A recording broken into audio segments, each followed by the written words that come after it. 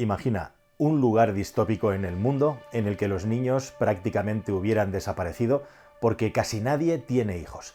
Imagina que aquellos pocos que tienen hijos consideran que la paternidad es algo así como un tesoro y que sus hijos tienen que ser los mejores y competir en la escala de la meritocracia hasta llegar a lo más alto en la pirámide.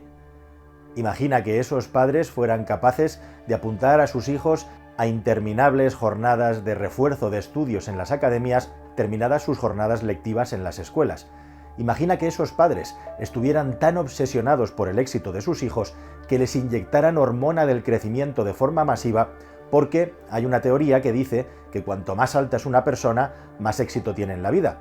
De la misma manera que las clínicas de cirugía estética trabajaran prácticamente de forma rutinaria porque todo el mundo quisiera mejorar su estética. En definitiva, un mundo tan competitivo donde las personas se obsesionaran con la formación, con el éxito y con el trabajo desde que tienes un hijo, desde que tienes un niño. Y no solo eso, no solo transformar intelectualmente hasta llegar al extremo a tus pequeños, sino además hacerlos más altos y más guapos o más guapas.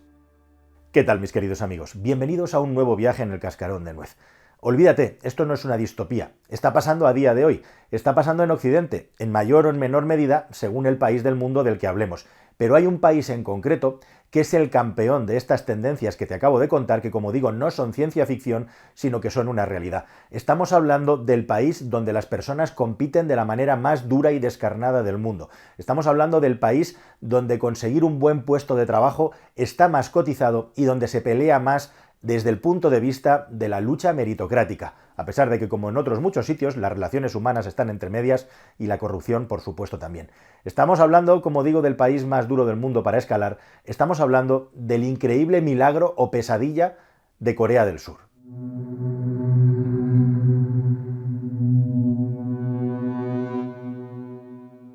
Bueno, queridos amigos, como un Estado que más o menos estaba a la altura de España a finales de los años 70, un Estado que en los años 50-60 tenía un PIB per cápita menor al de Ghana o al de Corea del Norte. Corea del Sur tenía un PIB per cápita más pobreza que Corea del Norte hace aproximadamente 60 años. ¿Cómo un país que estaba en esa situación ha podido llegar a construir algunas de las mayores empresas tecnológicas del planeta Tierra y un nivel de riqueza y prosperidad que lo sitúan entre los países más avanzados del mundo y que ya está mucho más allá despegado de un país como España, cuando partían del mismo punto aproximadamente hace ahora 40-45 años? Bueno, pues esta pregunta es una pregunta muy importante porque detrás encerraría la respuesta positiva y correcta, las fórmulas para hacer que un país crezca y prospere. Y lo cierto es que os tengo que decir que este vídeo no os va a decepcionar, pero no os puedo dar la verdad absoluta, porque ni siquiera los mayores expertos en economía, ni siquiera los mayores expertos que han estudiado el fenómeno de Corea del Sur, son capaces de ponerse de acuerdo de una manera completa y absoluta de cuáles son los factores clave para que ese Estado haya tenido tanto éxito y hoy en día sea un ejemplo mundial de cómo una sociedad puede crecer. Y por debajo de ese panel, por debajo de ese, podríamos decir, cartel luminoso de gran éxito que deslumbra a la hora de hablar de Corea del Sur, por supuesto también hay mucho malo que contar por debajo y mucha miseria. Igualmente, miseria me refiero a miseria moral, problemas y desajustes que hacen que una parte importante de la sociedad de Corea del Sur no viva en ese mundo de esplendor y de nuevos ricos en el que viven muchos ciudadanos de ese país. De hecho, te voy a contar una anécdota. Una marca como Porsche tiene en Corea del Sur uno de sus principales mercados y se venden muchísimos más Porsches que en otros mercados que aparentemente tú tendrías en la cabeza como más ricos al nivel de Alemania, Francia o Italia, por ejemplo. Proporcionalmente, la sociedad coreana es muy próspera y además gusta mucho de exhibir su prosperidad, como le pasa también en muchos casos a los chinos, a los ricos chinos que hay en aquellas latitudes y también en estas, y lo cierto es que es un país que, debido a las características particulares que tiene algo distinto a los demás que, como digo, ha sido investigado, estudiado enormemente sin llegar a ninguna conclusión concreta. Pero lo único cierto es la situación que tiene hoy en día Corea del Sur y que en los años 60 era un país miserable donde la gente literalmente pasaba hambre.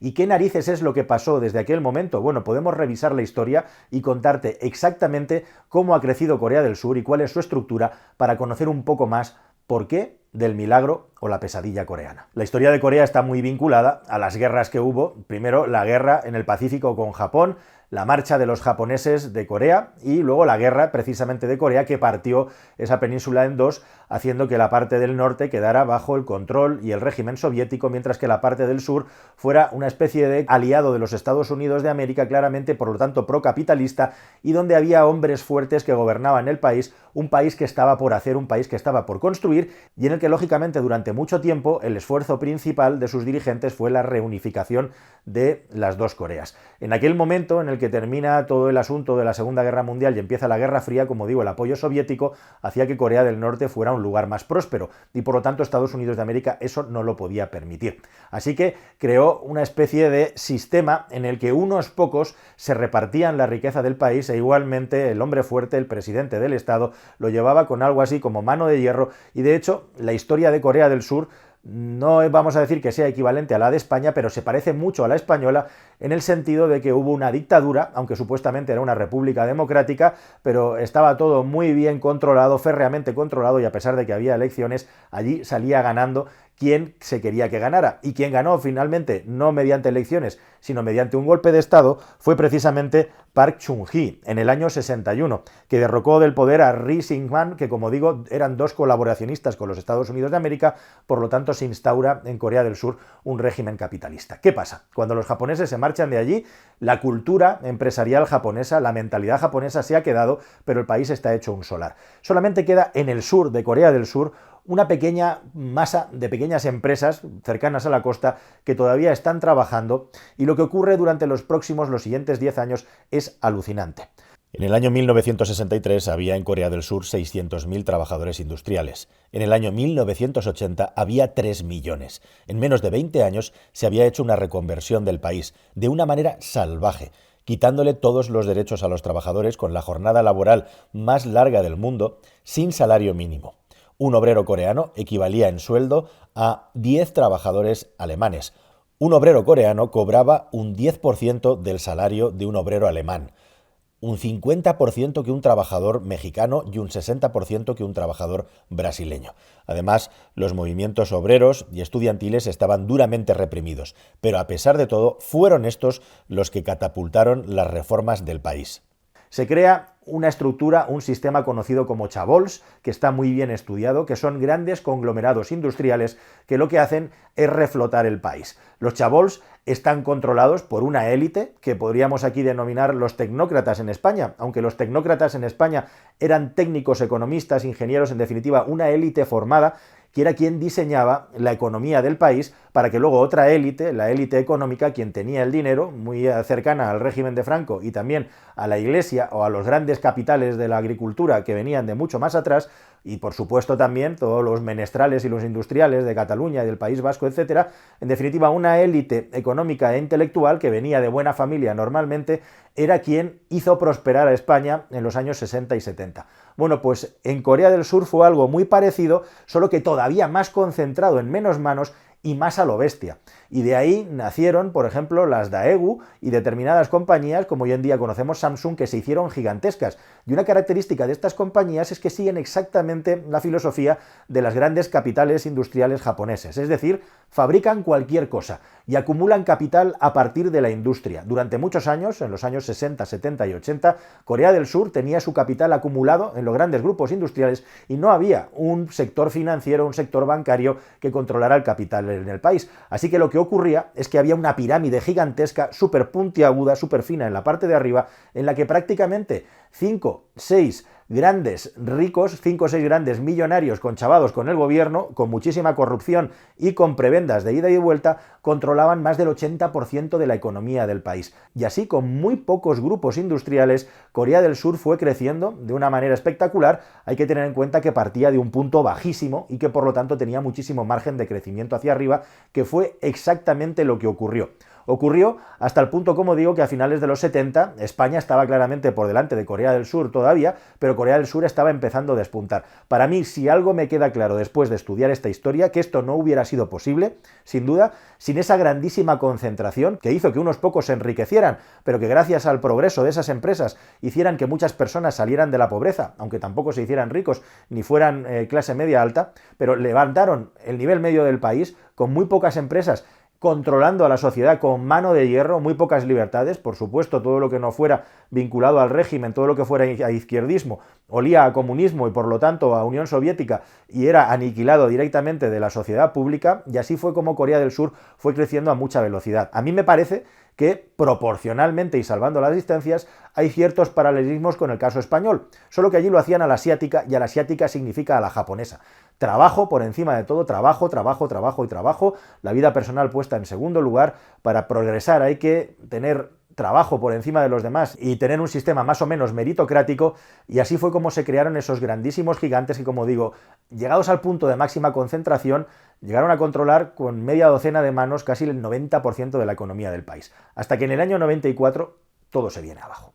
Y todo se viene abajo porque hay una crisis financiera tremenda en los países asiáticos y, lógicamente, cuando tienes una concentración tan bestia, si se te resfrían dos o tres de estas empresas o simplemente una, se produce una reacción en cadena que hace que toda la economía coreana caiga. A partir de ahí comienza a liberalizarse más el país, se terminan las dictaduras y, lógicamente, lo que se hace es empezar a privatizar y también a abrir un poco la economía y, sobre todo, a crear un mercado financiero que sea lo suficientemente potente como para poder aplacar estas crisis. El capital de la base industrial pasa a capital de la base financiera, aunque esos gigantescos conglomerados, que lo mismo te hacen un coche, que una nevera, que un barco en un astillero, continúan funcionando a toda máquina. Y de hecho, a día de hoy, el 84% del valor de las acciones de todas las compañías que cotizan en Corea del Sur está en manos de nada menos que 64 chaebols o conglomerados industriales, algunos de los cuales los conoces perfectamente, porque son líderes mundiales. Estamos hablando de LG, estamos hablando de Samsung, estamos hablando del grupo Hyundai, que además incluye a Kia en el mundo de la automoción, ya más especializado. Estamos hablando de otros menos conocidos, como Lotte o la mismísima SK, que es un super chaebol. Igualmente, SK Motors es la nueva compañía de coches que se ha creado a partir de otro fabricante de coches como SsangYong, que ha desaparecido. Así que industria automovilística, industria de gran peso, pero también electrónica, y una sociedad tremendamente competitiva, la japonesa, es lo que explica el milagro de Corea del Sur. Y lo que nos lleva a nuestros días, en los que este país tan extremadamente competitivo está obsesionado con el éxito. Pero todavía hay más cosas, porque no solamente están obsesionados con el éxito, sino que están obsesionados con la estética, y no te pienses que todo en Corea del Sur es frivolidad. Yo soy un mega fan del cine de Corea del Sur, aunque no el de los últimos tiempos, pero también en la industria cultural. Old Boy, creo que se llama la película, es una película increíble, y otras muchas que se hicieron pues hace unos 10-15 años, cuando el boom del cine coreano. Lo que hizo Corea fue algo increíble, invertir una barbaridad en su industria cultural, seguramente para blindarla de todo lo que le está rodeando alrededor, de la amenaza china, de la amenaza japonesa y, por supuesto, Corea del Norte, para que el país tuviera su propia cultura y orgullo y generar una cantera a nivel de cine, a nivel de música y a nivel incluso de literatura. La premio Nobel de literatura de este año es coreana del Sur, impresionantes. Solamente se puede comparar esa inversión del Estado en la identidad y la cultura de un país con Francia, yo creo. No existe ningún otro ejemplo en el mundo, salvo, por ejemplo, también, por supuesto, en Estados Unidos, que siempre ha tenido una posición prácticamente de predominancia cultural. Se habla del imperialismo cultural de los Estados Unidos en los círculos más culturetas, precisamente porque se considera que en ese país la cultura es un arma, ¿verdad? Bueno, pues eso es exactamente lo que ha hecho Corea del Sur, y por eso hoy en día nuestros jóvenes ven grupos de K-pop de Corea del Sur, por eso vemos películas y series coreanas, porque todo ese éxito que ha tenido el país se ha invertido en parte en la cultura del país para expandirlo por el mundo hasta convertirlo en un referente. Y esto está ocurriendo a día de hoy, esto está ocurriendo hasta tal punto que precisamente estas sociedades en Corea del Sur siguen siendo tan piramidales al estilo japonés, es decir, mi hijo que tenga una buena formación para asistir a la mejor universidad posible, para tener el mejor empleo de base, para poder escalar en esa gran multinacional, en ese chaebol, que ahora es una multinacional de tamaño mundial, y donde mi hijo pueda tener una buena carrera, un buen sueldo y se pueda comprar su Porsche Macan coche por el que se pirran los coreanos del sur. Es una sociedad ultra competitiva, es una sociedad ultracapitalista, precisamente por todo este acervo cultural y la influencia estadounidense, y es una sociedad tremendamente injusta también en lo que se refiere a las personas más beneficiadas de este sistema, de las personas que no están tan beneficiadas. Todos aquellos instrumentos que pusieron las bases para la Corea del Sur que hay hoy en día fueron elementos que generaron mucho sufrimiento. Los agricultores perdieron sus propiedades, no se les permitía tener más espacio del que dictaba el gobierno y además se les retiraba una parte de la cosecha en forma de impuestos. Los obreros fueron explotados hasta que las inmensas y salvajes huelgas y los enfrentamientos de trabajadores y de estudiantes abrieron el país a una democracia real tal y como conocemos a la Corea de hoy en día. En definitiva, una historia que recuerda mucho más a la historia de la salvaje China de los años 2000 que a la historia de otros países que crecieron de una manera más ordenada y modélica, pero el resultado final aquí está. Conclusiones, después de investigar Corea del Sur y el milagro coreano, que a mí me parece personalmente apasionante. La influencia japonesa es fundamental. Si te fijas, la influencia japonesa y del sistema y la filosofía japonesa es fundamental en la economía china y en la economía coreana del sur. En China pasa un poco parecido, mucha cultura de fabricar, fabrico lo que sea, usted ya lo venderá de alguna manera. En segundo lugar, se demuestra que en el estado actual del mundo las economías planificadas o controladas duramente por el Estado funcionan en general mejor o al menos crean las sociedades más prósperas del mundo frente al caos y frente al descontrol de otros lugares. O por lo menos cuando no hay tanto control, digamos, ya sea por una cuestión de ideología liberal, ya sea por una cuestión de ideología socialista, las cosas tienden a generar muchas desigualdades. Existen hoy en día muchísimos países de corte socialista que están en la miseria absoluta y existen unos pocos países donde tienen buena prosperidad, donde tienen una sociedad muy horizontal y donde hay una ideología muy igualitaria, como son los países nórdicos, que distribuyen muy bien la riqueza, donde hay muy poco fraude y donde viven estupendamente. Esos países son excepcionales. Fuera de esos países, una economía controlada como la China es la que triunfa en el mundo, y una economía que en su día fue tremendamente controlada y que creó un monstruo, ha creado un monstruo que ha acabado siendo más positivo que negativo en el caso de Corea del Sur. Y si se me ocurre algún otro país, lo que pasa es que ya es muy pequeñito, que tenga ese control férreo del Estado y además tenga una economía muy saludable, pues se me ocurre, por ejemplo, Singapur, ¿no? Como un estado donde hay un nivel de vida impresionante, pero donde si tiras un chicle por la calle acabas directamente en la cárcel, que se lo pregunten a ese lumbrera valenciano que le dio por ir a Singapur simplemente para molestar de luna de miel, algo verdaderamente incomprensible, y que acabó detenido por sacar una pancarta criticando al presidente de su club de fútbol. En definitiva, estos son los ingredientes que han hecho de Corea del Sur una sociedad tan tremendamente exitosa, pero también tan tremendamente dura, tan tremendamente competitiva. El 85% de los niños de Corea del Sur van a academias y hacen larguísimas horas. Nuestros niños de aquí es parecido también. Hay una industria tremenda de la cirugía estética, como digo.